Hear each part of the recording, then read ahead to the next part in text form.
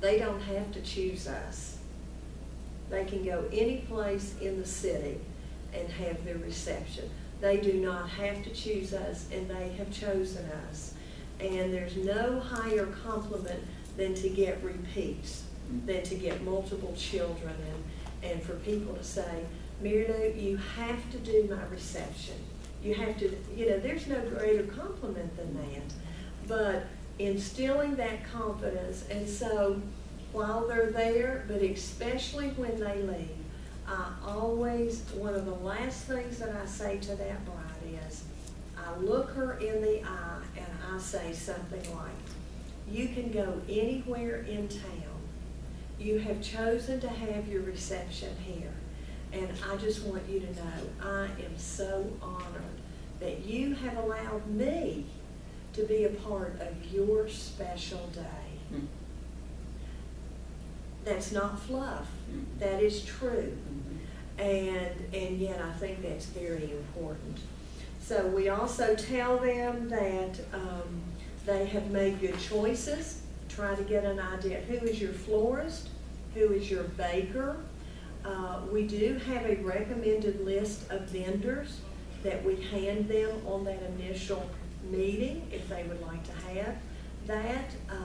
They usually, by the time they come to you, they are probably going to have some of those details worked out, or at least they have an idea of who they're thinking about.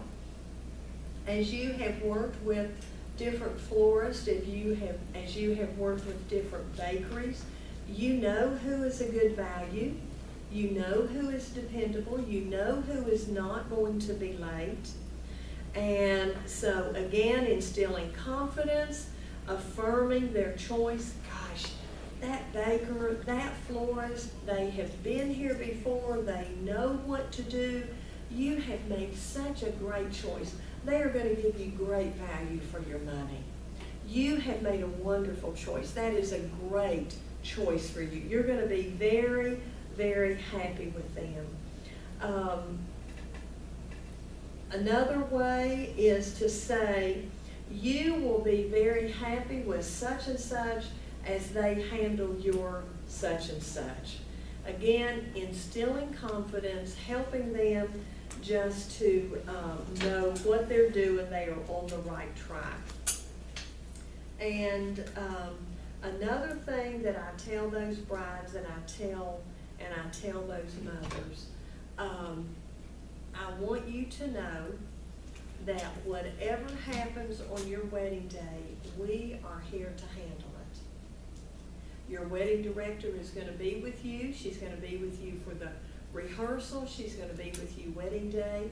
If your florist is late, if your bakery is late, you will not know about that. We are going to handle that. You focus on that special day. And then if the mother is there, then I share with her, this is your special time with your daughter. Do not be concerned about these things that we can handle for you. And it really does calm nerves, and it helps them to know, wow, this is easy. This is not this big stressor that I thought it was going to be. They are going to take care of me. And again, we try to be a full service. We have the candelabras, we have the candle lighters, we have the kneeling benches. We have all of that kind of thing, and the way that we have obtained it is I have a relationship with a rental company, and so every January they cycle out their equipment, and so they have what they call a tent sale. Our candelabras, our spiral candelabras, I think we got those for $15. Now, we rent them for $10. See, that's not free. If you want this, this is available, and it's printed on our pricing sheet within our wedding booklet. But you have all of these different things available. We rent cake plateaus. We went to Hobby Lobby whenever they had their 50% wedding sale, and we have, I think, probably 4 or 5 cake plateaus for any size cake. And so what does that do? Our price is $10. The rental company, I think it's $15 or $16. But what happens? Let me just get it from you, and I tell them, you don't have to rent them from us. You don't have to use our candelabras. You don't have to use our kneeling bench. If you want to go to blank rental company and rent them, it is not a personal offense at all. We just want to make it easy. It is here. We will take care of that for you. You don't have to pick it up, and you don't have to take it back. And so what do people say? Oh, that sounds great. See, again, we are here to help make your day what you want it to be. No stress. We're going to take care of it. But what does that do? It adds value to your ministry.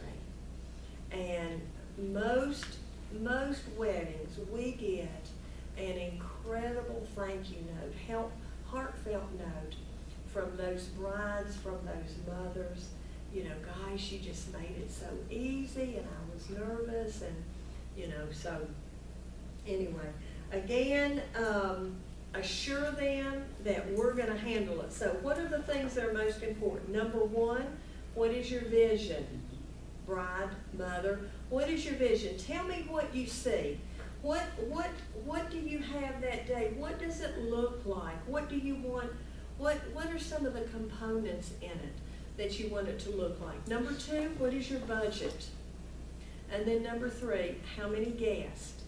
And so once you know the guest, once you know the budget, then you can help to guide them. I like for them to dream big. Tell me everything that you want at your reception. Let's price it out, and then as we adjust, then we'll adjust. Some, they take the money up front.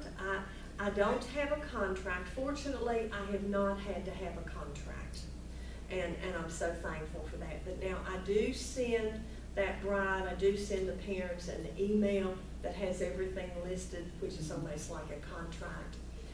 Whenever they book our wedding, whenever they book the facility, there is a deposit. But whenever they meet with me, they do not have to put a deposit. I'm talking to them, we're making adjustments. Every single time there's adjustment, either in a food item or in the number of guests. You know, if you have a bride that books a year out, she doesn't know how many's gonna be there. And so you give her an estimate, you build in a little bit of food cost increase, but every time there's a change, I resubmit. I keep that one email and I reply, and then she always has, we're looking at this number of people, this number per person for a total cost of this. She can keep up with her budget. And then a week before, I get a final count, and then that's what it is.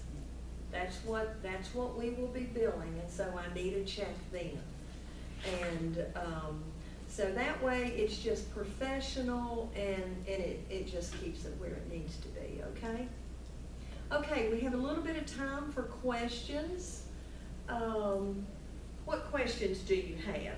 What's the biggest wedding you've ever done?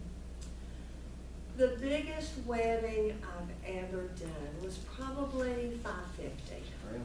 Yeah, and that was my daughter's. Oh. We were members at one church. We had been members where we are now. We've been members there for a long time. At that time, I was on staff at another church, and then my daughter and her fiance, they were on staff at another church. Oh, wow. And so we had, and I mean, I will tell you, you talk about stress. And so trying to do a wedding reception in your home church when you're not in, it was. So you did it in your home church, not the church you were at? Right.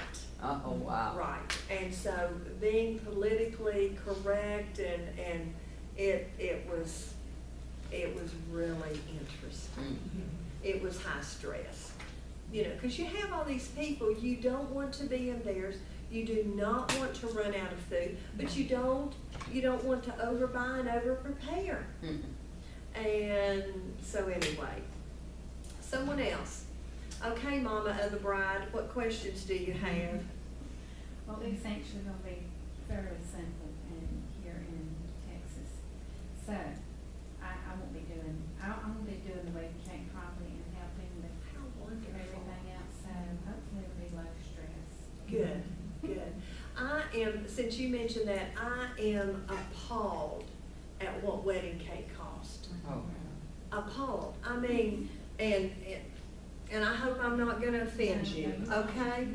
But, in our area, the starting price is like $5.50 a slice. Y'all, it's cake. It is cake. And so most of our brides, they go to Publix. The cakes are beautiful, but most importantly, they taste good. We have a bakery in town. Oh, they're gorgeous. You can't eat them. They are so dry, you cannot get the cake down. And so you look around the room, and I mean, you're doing everything you can not to choke on it, because it won't go down. You know, I'm gonna cough, and you know, you're trying to do all, and you're trying to get it out of your mouth, and you're looking around, and you see people go. Yeah. I mean, they spit it out Oh, in their wow. napkin. You go to the trash can, it's full of cake. And I think, oh, $5.50. And, You can make a down payment on a house for that, y'all. and sometimes, like, when people make them, not saying that but a lot of times they'll make them ahead of time and they'll freeze them and do like, you know, whatever, and then when they pull them out, it's like, you know, we've had one young lady actually she was a baker and everything. She made it, she brought it in and everything, and it was the same thing. She had different layers with different kinds of cake, but everybody was like, you know what I mean? Yeah. But Publix, they're always, Yeah. And they deliver, and they have that Yes. responsibility, and that's what happens with this bakery. They are so busy. You know, they may crank out 6 or 7 weddings on a Saturday, Yeah. and so what do? They back it up. You know, that cake may have been made on a Monday. Yeah. It tastes like it was made the week before, but anyway, it just, you know, The so. Publix in our area, we have one that does, actually they do everything. They do flower arrange, Yeah. I never, just when she came in and somebody had ordered the flowers, they come in, they bring them all there, and I was like, "You're from Publix?" And she said, "Yeah." But I bet you, I didn't know the prices on it, but it was probably a lot cheaper, because the florists that we have in our town, I mean, the prices are awful. I mean, they charge, we had to go get, this one lady wanted purple on their table, right? So we went to get them, and all she did was she handed them to me in a bucket. We were doing them Yeah. ourselves. Yeah. And it was like 2 bunches of flowers, and it was like $80-something, Right. and they were carnations. Right. I was like, you Yeah, know? yeah. I mean- Well, do you have Costco? Yes. Costco flowers are fabulous. Do you have a wholesale florist in your city? I don't think we do that. Okay, you may want to check Yeah, that, yeah. because as the church, you can set up a business account, and then that's a way then that you can get your flowers cheap. You know, I'm such a softie. We have some of these brides that, you know, recently I met with a bride. She and her fiance, they're paying for their own wedding. Neither one of the families have money. And so they were probably 30, 31 years old. She was a missionary, and so once they got married, they were going to go to the mission field, and they didn't have the money, but even if they had the money, they were not going to put it into an extravagant wedding. And you know, I'm such a softie, but this is where I believe ministry comes in. So I took her into my one closet, and whenever y'all come, you can see it. But you know, I have all this stuff in there, and I said, now, you know, we can do this. I've got some marbles. We can do that. We've got some sticks. We can do that. And then, you know, we can go to the wholesale house and get a couple of flowers, maybe some hydrangeas or something, and it will be it'll be stunning for your guest tables. Or maybe something very simple like a candle and putting it on a mirror. you know, and on something like that, it's like, let me give this to you, let me see. You know, I may charge them just for fruit, but what they get is a beautiful fruit display on a mirror. You know, that extra value, that anything from a wedding reception, I will take. I take anything and everything. And then what I do, I put it into our stock, so to speak. And then I send them to the finance office, they send them a tax deduction form, you know, for their donation to the church. I take all flowers that are left over from funerals. And, you know, it's amazing how those things can be recycled. If you keep them in your cooler, in your refrigerator, they'll last 3 weeks. Roses will last 3 weeks. And so what you do, each week you put Sprite in it, and that helps to freshen it. I think you had a question. Do you do any wedding policies and procedures with the bride when they come in? Because I have picked up the wedding coordinator position, yes. That is what our wedding coordinator does. Mhm. She initially meets with them, she determines the date, she puts the date in the calendar, she goes over policies and procedures, and then if they want to have the rehearsal dinner, if they want to have the wedding reception at the church, then she hands that over to me. But of course now, I'm all of that. Oh, okay. And we allow outside caterers. We give brides 3 price points. Our homeschool brides, they like to do their own thing. And sometimes, you know, people don't have money and aunts are gonna come in and they're gonna do it and this kind of thing. So in our steam table area, we have pass-through refrigerators and warmers. And so if they are doing their own reception, then they are welcome to the steam table area to prep and clean up. They're welcome to the refrigerators. If they need the warmers, then there is a food service person charge. If there's an outside caterer, we do have a little bit of a surcharge on that. If that caterer is a standalone caterer, if they're gonna come in, they're gonna be in the steam table area, they need the cooler, it's just the surcharge, and so that's available to them. If they have an outside caterer that they need to cook, they need to freeze, they need to wash glass plates. If an outside caterer we do not encourage using our glass plates and silverware, but if it's a child of a staff member, we're gonna let them use it, you know. And at that point in time, then that bride and groom have to pay for a food service person they unlock the kitchen for that outside caterer, they run the dishwasher, and they are in there as long as that caterer is in there, and then they lock the doors. You just cannot turn an outside caterer over to your kitchen, and you cannot let anyone else run your dish machine. You will get stung every single time. So, yes ma'am, what other questions? Okay, yes, that coordinator, you know, they do that initial request, they make the deposit, they put it into the calendar, and then really after that coordinator takes care of everything, they hand them over to our wedding director. That bride, she may have her own director, but whenever you come for rehearsal and wedding, our director is there. They are that liaison to the church.